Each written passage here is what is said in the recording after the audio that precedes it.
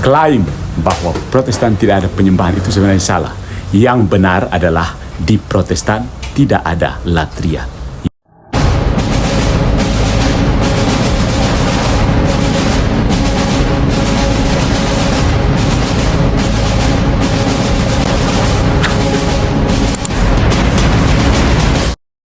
Fratres, saya mengajak kita untuk menanggapi bagaimana cara pandang orang lain tentang sakramen Ekaristi yang merupakan sumber dan puncak dalam kehidupan Kristiani.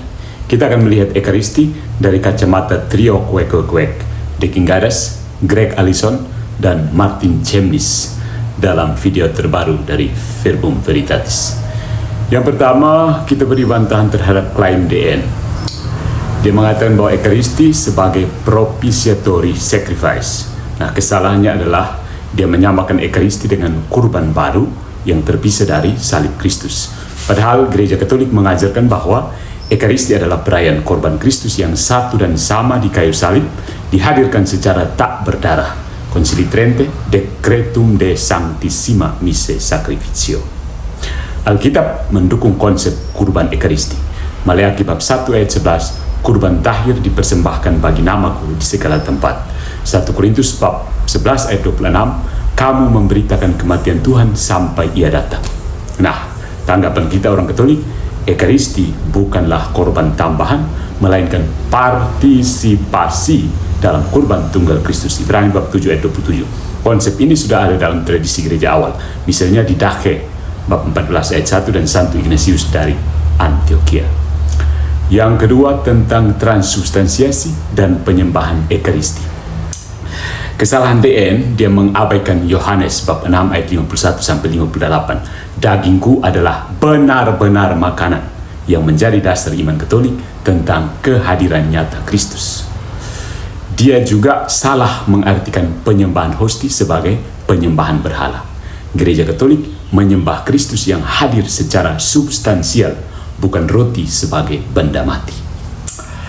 Kita orang Katolik menanggapi bahwa Santo Thomas Aquinas menjelaskan bahwa transubstansiasi adalah misteri iman yang tidak bertentangan dengan Alkitab. Summa Theologiae Pars 3 Quaestio 75. Penyembahan Ekaristi atau adorasi ini didukung oleh Wahyu bab 3 ayat 20. Aku berdiri di depan pintu dan mengetuk, dan tradisi gereja sejak abad kedua Santo Justinus Martir, Apologia, the first Apologia. Ya. Nah, yang berikutnya lagi tentang suksesi apostolik. Ya, kesalahan Deki, dia menyangkal bukti historis suksesi apostolik. Tetapi Santo Irenaeus dari abad kedua dalam Adversus Heresis per 3 ayat 3 ayat 1 sudah mencatat daftar uskup Roma hingga para rasul. Ya. Dia mengkritik praktik abad pertengahan, yaitu penjualan hosti seolah-olah itu adalah ajaran resmi gereja, padahal praktik tersebut sudah dikutuk oleh Concili Trente. Ya, ini kebiasaan Protestannya, melihat orangnya salah lalu menyimpulkan bahwa itu ajaran gereja. Tanggapan kita orang Katolik, suksesi apostolik adalah jaminan kesinambungan iman. 2 Timotius bab 2 ayat 2 dan otoritas sakramental. Matius bab 16 ayat 18 sampai 19. Gereja Katolik tidak pernah mengajarkan penjualan hosti sebagai doktrin.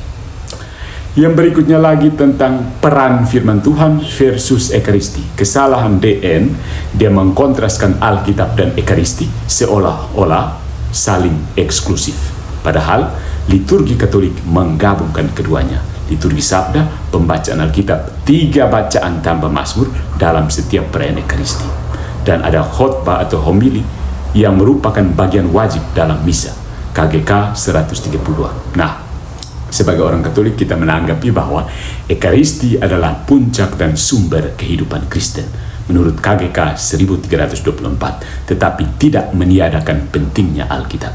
Santo Hieronymus berkata, tidak mengenal kitab suci adalah tidak mengenal Kristus. So, berikutnya mari kita lihat 2 orang yang dimintai bantuan oleh Deking Gadas untuk sama-sama menggaruk tembok gereja Katolik. Greg Allison dan Martin Chemnis. Ya, yang pertama kita lihat Greg Allison. dalam karyanya Roman Catholic Theology and Practice. Ya, kekuatannya adalah bahwa Allison ini memberikan analisis sistematis tentang doktrin Katolik dengan merujuk sumber primer berupa Katekismus dan Konsili Trente. Tapi ada kelemahan, dia cenderung mengabaikan perkembangan teologi Katolik pasca Vatikan II, misalnya penekanan pada partisipasi awam. Dan kritiknya terhadap transubstansiasi tidak memperhitungkan filosofi Aristotelian yang dimodifikasi oleh Thomas Aquinas. Orang yang kedua, Martin Chemnitz, Examination of the Council of Trent. Kekuatannya, Chemnitz adalah polemikus Lutheran yang ahli dalam dokumen Trente, namun kelemahannya adalah dia sering mengutip bapak-bapak gereja secara selektif untuk mendukung Protestantisme. Misalnya, mengklaim Agustinus mendukung kehadiran spiritual, padahal Agustinus juga percaya kehadiran nyata. Sermon 227. Jadi, kritiknya terhadap misa sebagai kurban berulang mengabaikan pemahaman Katolik tentang keabadian kurban Kristus. Ibrani bab 9 ayat 12.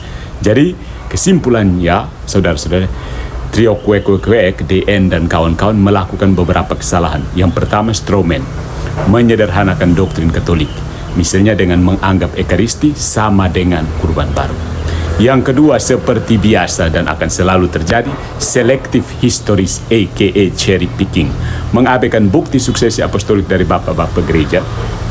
Lalu, kontradiksi internal, menolak otoritas tradisi gereja tetapi memakai argumen dari bapak-bapak gereja saat menguntungkan Protestan.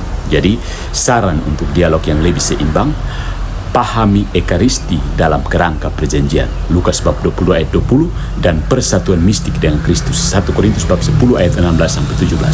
Mengakui bahwa Reformasi dan Katolik sama-sama mengklaim kesinambungan dengan gereja awal, oke, tetapi dengan penekanan berbeda seperti yang dimaksud Deki sebagai firman versus sakramen, oke. Tapi klaim bahwa Protestan tidak memiliki penyembahan adalah keliru. Ya, kritik terhadap Ekaristi Katolik juga perlu dikoreksi dengan pemahaman yang lebih utuh tentang tradisi dan Alkitab. Nah, klaim bahwa Protestan tidak ada penyembahan itu sebenarnya salah. Yang benar adalah di Protestan tidak ada latria. Yang terjadi hanyalah dulia. Correct me.